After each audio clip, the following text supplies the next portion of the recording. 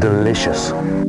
Hi, it's Tom Spellman with Dave Wilson Nursery. It's a late January day here in the San Joaquin Valley, and it's about time that we get out here and take a look at our new backyard orchard style planting and working a little bit of winter pruning on it.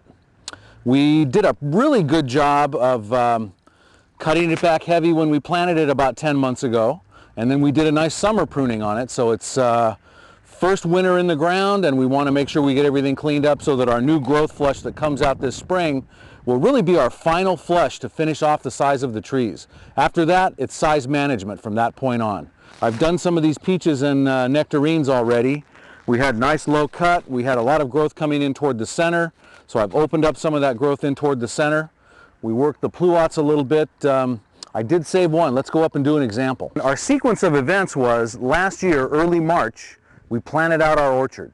We made our very first cuts, our very low cut. So this tree was cut down to so high, about 18 inches off the bud.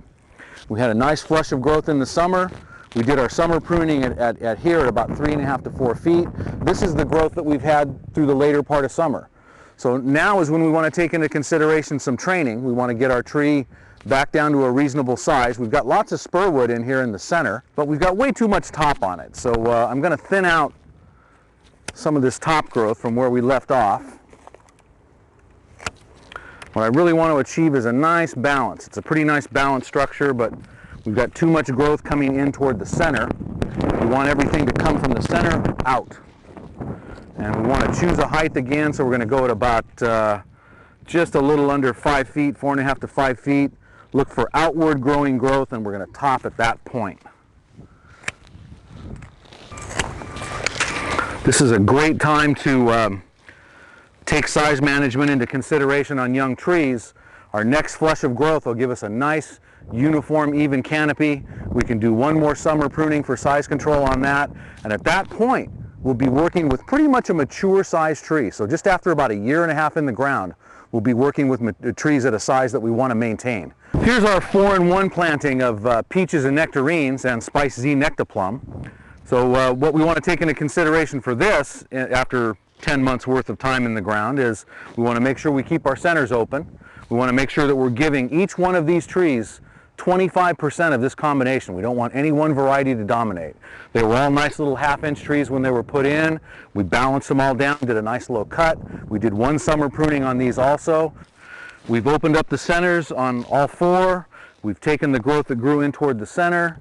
We've brought back our height just a little bit so we maintain that nice low manageable canopy.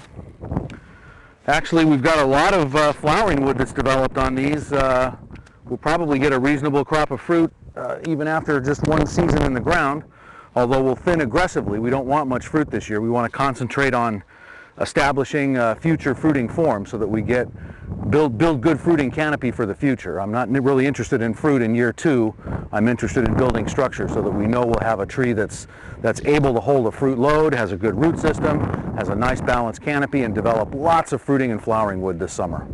The same principle comes into play when we start talking about multiple budded trees. With multiple budded trees, just like multiple planted selections, you want to make sure that you're keeping balance into consideration. You don't want any one variety to dominate.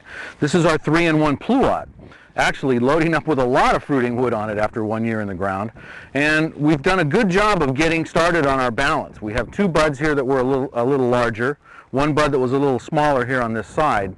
So I still want to take that into consideration. I still want to make sure that we're more aggressively checking the varieties that are dominant. So I'm going to take a little bit more out of the center, and I'm going to bring these 2 back down, and then on this one I think I'm going to take that out of the center and that out of the center and keep these varieties, or keep these branches here in check. So a little bit more aggressive cutting on the bigger ones, leaving this one pretty much alone. There really isn't anything that I need to remove on that. So we're still working towards balance. We're still building balanced structure on this 3-in-1. This is our little group that we're going to keep really, really short. Double Delight Nectarine, beautiful fruiting and double pink flower, Brayburn apple, Cotton Candy Aprium, and a Santa Rosa plum. We're going to try and maintain all these trees at less than 5 feet tall. Now we're going to open up the center a little bit and take all this growth back down to about 3.5 or 4 feet. Start with the centers. Just clean them out. Take any growth that's growing in toward the center. You want to have nice open space and a lot of air movement. Once we get that center done, then we can work our way right around the outside. Just make a nice low cut to an outward growing bud so that our next flush of growth again comes out away from the center of the tree. Brayburn apple, nice and uniform. Center growth, out. It's not perfectly balanced. I'd rather see this. We could probably put a spacer in and move this. And everything back to a nice, short, balanced cut. See, here's an example where I'm going to leave a little bit more fruiting wood in this tree. This is our cotton candy apium, and every opportunity I get to eat cotton candy apium, I'm going to leave, even on a year-old tree. So the nice thing about that, it's early season. It's ripe in June, so we still have the rest of the summer to achieve balance and growth out of this and still get an opportunity to eat some nice fresh cotton candies.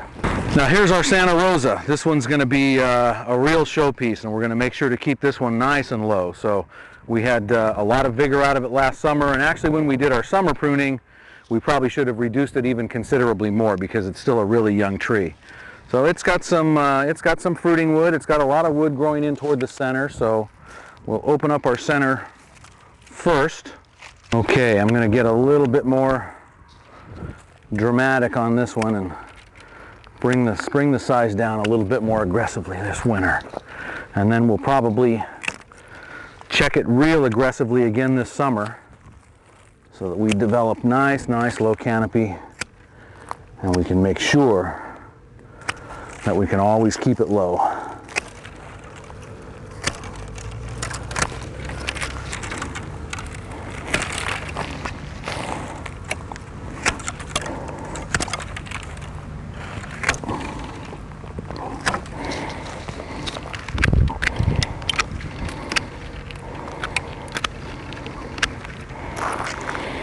Okay, we'll deal with it again next summer. Well, that's about it for now. We've finished our winter detail pruning project for 2012. We brought our trees back down in size. We've opened up our centers. We've looked for any detail issues, put our multiple buds and multiple plantings back into balance. So we really have no work to do now until springtime thinning when we get a little bit of fruit set. But one thing's for sure, we'll get many more useful how-to videos out of this project. So stay tuned to our next in our series of backyard orchard culture videos. And remember, enjoy your garden, enjoy your landscape, eat fresh tree ripened fruit out of your yard every day of the year.